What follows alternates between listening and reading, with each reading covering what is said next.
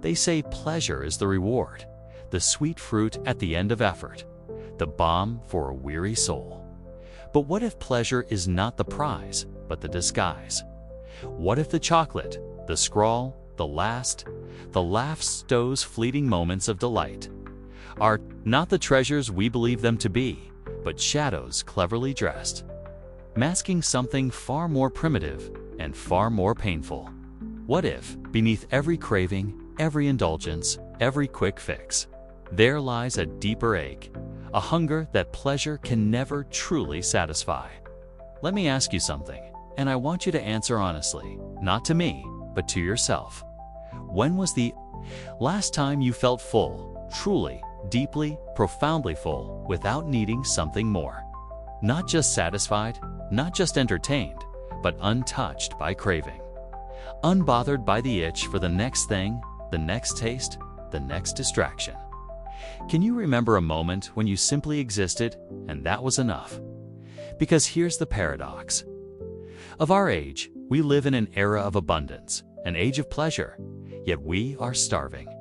We are surrounded by more comfort, more entertainment, more stimulation than any generation before us. And yet, beneath the surface, we are emptier than ever. We chase pleasure, but it slips through our fingers. We seek satisfaction, but it never lasts. We are, in the words of Carl Jung, haunted by the very things we pursue for comfort. Jung once warned that the things we chase for comfort are often the very things that keep us from healing.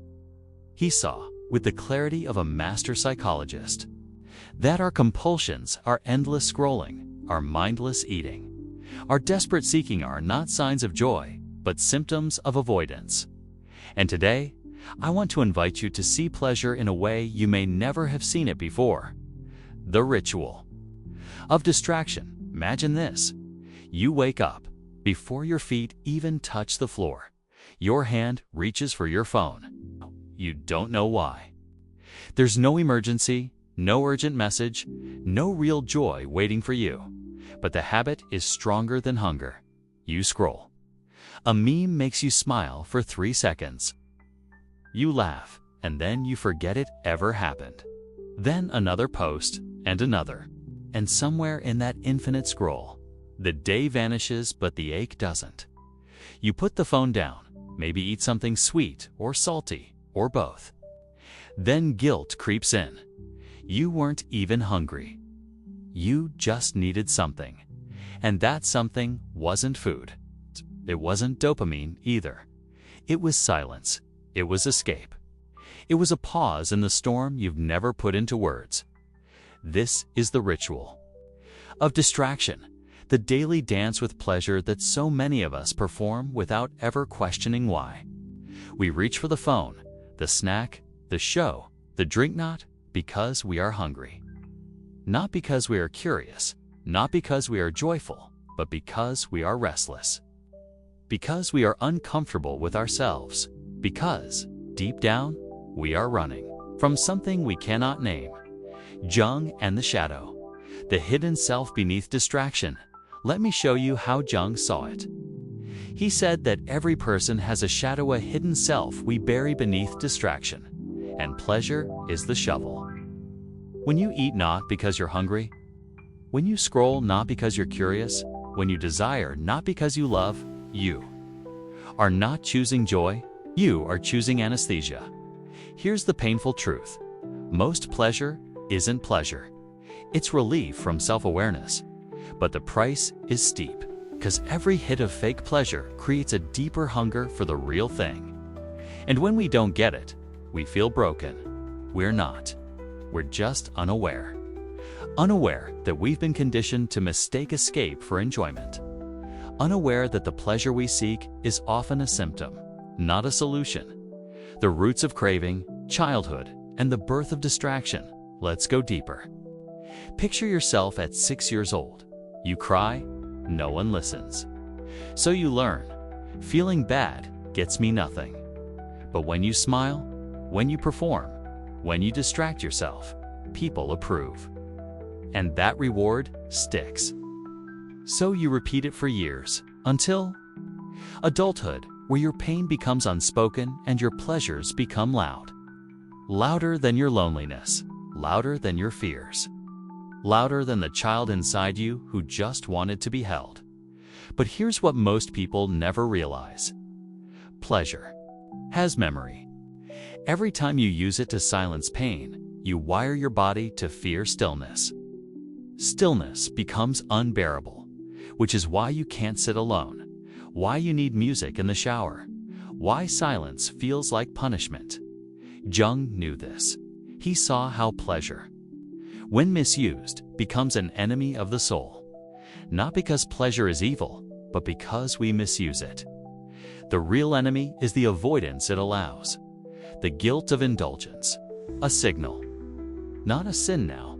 Before we go further, I want you to do something. If this resonates, if you've ever felt that strange guilt after indulging in something that should have brought joy, pause. That guilt isn't because you did something evil. It's because a part of you knows you weren't really fed. You just avoided the hunger. This is where most people misunderstand Jung. They think shadow work is about becoming darker or edgy, but that's shallow. Shadow work is about looking at the moments you betray yourself for relief and saying, I see. You and I choose truth over escape. The desert of mirages, chasing illusions of fulfillment. Let me show you the trap. Imagine a person walking through a desert, chasing mirages. Each time they run to one, it vanishes, but they don't stop. They think the next one will be real. That's what pleasure is, when it comes without purpose. And here's the irony. Real pleasure, the kind that feeds the soul's often quiet. It doesn't demand, it doesn't distract. It doesn't numb. It expands you. It's in a deep conversation. It's in finishing something you feared. It's in waking up and realizing you no longer need the thing that used to control you. But we don't crave that kind, because it's not easy. And yet, it's the only kind worth craving. Jung once wrote, people will do anything, no matter how absurd, to avoid facing their own soul. And pleasure is the most beautiful absurdity we've ever invented. The cookie and the cartoon. How we learn to distract ourselves. Let's rewind. You're a child again.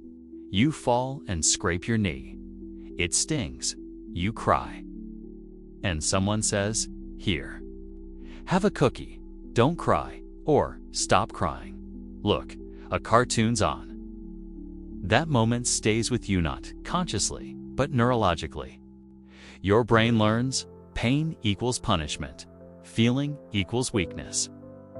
And the solution is pleasure. So you grow, and without knowing it, you become fluent in distraction.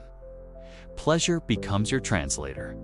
It speaks when you're too afraid to say, I'm not okay. It dances when you're too tired to admit, I'm empty. It smiles when all you want to do is scream. But here's what no one tells you. Every time you replace emotion with stimulation, you lose a little more intimacy with your true self. Jung warned, when the inner world is ignored, the outer world becomes louder. And what is pleasure, if not the loudest thing in our lives? The scroll, the buzz, the ping, the binge. They scream so we don't have to listen. But listen to what? To this, the ache underneath, the need for meaning, the desire to belong. The wound of being unseen, pleasure as poison. When enjoyment replaces presence, you see, pleasure is not bad. It's sacred when chosen with intention, but it becomes poison when it replaces presence. Let me ask you this. Have you ever felt guilty after pleasure? After watching one more episode? After texting someone you shouldn't have? After buying something you didn't need? After eating when you weren't hungry? That guilt isn't because you did something evil. It's because a part of you knows you weren't really fed. You just avoided the hunger. The true nature of shadow work. This is where most people misunderstand Jung. They think shadow work is about becoming darker or edgy. But that's shallow. Shadow work is about looking at the moments you betray yourself for relief and saying, I see you, and I choose truth over escape. Let me give you a story. There was a person who couldn't stop chasing relationships. They said they were hopelessly romantic. But every relationship ended the same. Intensity, obsession, crash, repeat. And when asked why they couldn't stop, they said, "I just love love." But that wasn't true. What they loved was distraction. Because when they were alone, the silence got too loud. Turns out, they never learned to sit with their wounds. So pleasure became the plaster until it couldn't hold anymore. This story isn't rare. It's the hidden story of millions. People who confuse longing with love, scrolls with joy, numbing with healing. And the danger isn't that these pleasures exist. The danger is when we never question why we need them. The myth of pleasure, tool, not salvation. Here's the myth we need to destroy. Pleasure is not healing. Pleasure is not peace. Pleasure is not power. Pleasure is a tool. And tools, when misused, turn dangerous. Let's flip this around. Think of the last time you delayed gratification. You resisted that message, that craving, that click, and later you felt proud, peaceful. Why? Because discipline isn't just control, it's self-trust. And trust is the real high. Because when you trust yourself, pleasure no longer controls you. You choose it intentionally, fully, freely. That's when pleasure becomes beautiful again. Not a drug, not a chain, but a celebration. The power of presence. Coming home to yourself now. Imagine this. You walk into a room, there's no noise. No phone, just you. And instead of panic, you feel home. Not because you have everything, but because you are everything. That's what Jung meant by individuation. Becoming whole not through denial, not through constant grinding, but through integration. The ability to feel pleasure without using it as a bandage. The ability to enjoy silence without fearing it. The ability to be with yourself and like who you're with. That's the goal. But you can't get there by chasing endless highs. You get there by lowering the volume of your distractions and listening to what they were covering up. Practicing awareness. The path to real fulfillment. So what does that look like? It looks like noticing when you reach for the phone and asking, "What am I avoiding?" It looks like letting yourself feel that loneliness without patching it with sugar, with sex, with scrolling. It looks like choosing the slower pleasure, the one that takes effort, that demands presence, that comes with delayed reward. Because here's the hidden truth. Real pleasure isn't instant. It's earned. The best laugh is with someone you trust. The best meal is after a long day of meaningful effort. The best connection is after a conversation where you were seen, not just swiped. Let me give you a moment of pause. If this message has shaken something inside you, good. That's what awakening feels like. It's not grand, it's quiet. It's not dramatic, it's decisive. And the decision is simple. Will I keep numbing the ache with quick pleasures? Or will I meet myself fully, bravely, without needing anesthesia? Jung believed that our neuroses are not caused by trauma, but by our refusal to confront what that trauma left behind. And pleasure, when used unconsciously, ensures we never confront it. But now that you see it, what will you do? The reckoning, facing the truth of self-betrayals, here we are. You've heard the warnings. You've felt the tremors of recognition. You've watched the mask of pleasure begin to slip. Now comes the part no one wants to face, the truth that doesn't just sting. It shatters. Because to truly reclaim your life from false pleasure, you must admit something terrifying. You have betrayed yourself. Not once, but quietly, daily. Over time, every time you reached for the fast fix. Every time you said, "Just 5 more minutes." Every time you avoided the silence because it whispered too loudly. Every time you've told yourself, "This makes me feel good," when really, it just helped you forget. But listen carefully. This isn't shame. It's awakening. You're not weak for doing what you thought kept you safe. You're not broken for craving something that dulled the ache. You were surviving. And now, finally, you are ready to live. Because once you see the loop, once you understand that most pleasure was never joy but sedation, you no longer chase the same things. The party doesn't hit the same. The scroll doesn't scratch the itch. The hookup doesn't fill the hole. The sugar doesn't soothe the scream. Because the real pain wasn't boredom. It was the absence of self, the house and the carnival. A metaphor for healing. Let me paint this in a way that sticks. Imagine your life as a house. And inside it lives your wounded child, your ignored truth, your unhealed memory.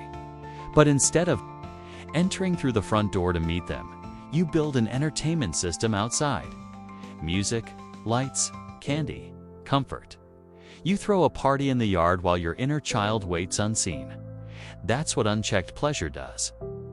It builds a carnival outside your house so you never go inside. But healing, real healings, walking through the silence, stepping inside the house, sitting with the child and saying, "I'm here now. You can speak." That's the work Jung spoke of. He didn't want people to become addicted to stillness. He wanted them to become unafraid of it, to know that silence isn't the absence of life. It's the presence of everything we've avoided. The final myth, redefining freedom and pleasure. Now here's the climax. The final myth that must be broken. You've been told that pleasure is the goal, that happiness means feeling good, that the more you indulge, the more free you are. But freedom isn't about doing whatever you want. It's about not needing to. True pleasure is not the chocolate, not the phone, not the ego stroke. True pleasure is the moment you realize you no longer need to be distracted from yourself. You can sit in the stillness and smile.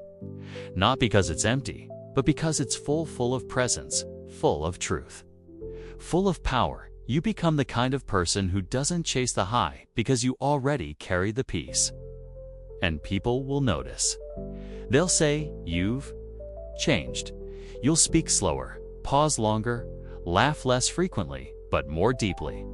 And they'll ask, "Why don't you drink as much? Why are you off social media? Why don't you text back right away?" You'll smile. Because they won't understand that you're not avoiding anything anymore. You're simply present. That's what scares most people. Because when someone stops needing pleasure to feel okay, they become powerful, uncontrollable, undistracted, unmanipulable. Pleasure no longer lures them. Marketing doesn't hypnotize them. Addictions lose their teeth because presence has returned. And presence is the purest form of rebellion. Jung once said, "The privilege of a lifetime is to become who you truly are." And who you are is not a dopamine addict. You are not a bundle of cravings. You are not a consumer of feelings. You are a creator of meaning, and meaning is not always pleasurable. In fact, it rarely is. It's demanding, it's exhausting, it's inconvenient, but it is real. And it will feed you in ways pleasure never could. The practice, breaking the loop. Reclaiming your life so the next time the craving hits, pause. Not to fight it, not to shame it, but to ask, what do I truly need right now? That question alone can change your life because it breaks the loop. It hands you the pen. It reminds you, you are not your hunger. You are the one who chooses how to feed it. Let me leave you with this. You'll never look at pleasure the same again. Not because it's evil, but because now you see it clearly. You'll still laugh, still love, still enjoy the sweetness of life, but you'll do it with awareness. And that awareness will protect you from trading your peace for temporary comfort. It will make your joy sacred, your relationships cleaner, your habits stronger, and your silence golden, because the pleasure you don't need to chase is the only kind worth having. Practical steps for reclaiming presence from pleasure awareness. Practice. Each time you reach for a habitual pleasure, Pause. Ask yourself, what am I feeling right now? What am I avoiding? Write it down if you can. Over time, you'll see patterns emerge. Scheduled stillness. Set aside 5 minutes a day to sit in silence. No phone, no music, no distractions. Just you and your breath. Notice what comes up. Don't judge it. Just witness. Intentional indulgence. When you choose pleasure, do it consciously. Savor the chocolate. Watch the show with full attention. Make it a ritual, not a reflex. Shadow journaling. Reflect on moments when you used pleasure to avoid pain. What was the pain? What did you need? Instead, how can you give that to yourself now? Connection over consumption. Seek out pleasures that connect you to others or to your deeper, self-meaningful conversation. Creative expression, acts of service. Notice how these pleasures linger, how they fill rather than empty you. Redefine. Success. Measure your days not by how much pleasure you consumed, but by how present you were. Did you meet yourself today? Did you listen to the ache beneath the craving? Forgive yourself when you fall into old patterns. Don't shame yourself. Remember, you were surviving. Now, you are learning to live. A final invitation: this journey is not about rejecting pleasure, but about reclaiming your power to choose it. It's about becoming the kind of person who can sit in silence and feel whole, who can enjoy pleasure without needing it, who can meet their own gaze in the mirror and say, I am enough. You are not your cravings. You are not your distractions. You are not your pain. You are the presence that can hold all of these things and still choose truth, still choose meaning, still choose life. So the next time you reach for the quick fix, pause, listen, ask yourself, what do I truly need right now? And then, with courage and compassion, give yourself the gift of presence. Because in the end, the only pleasure worth having is the one that doesn't cost you your peace. You are not alone in this. If this message resonated, share your story. Let's build a world where presence is more precious than pleasure, where healing is more sacred than hiding, and where every one of us can come home to ourselves at last.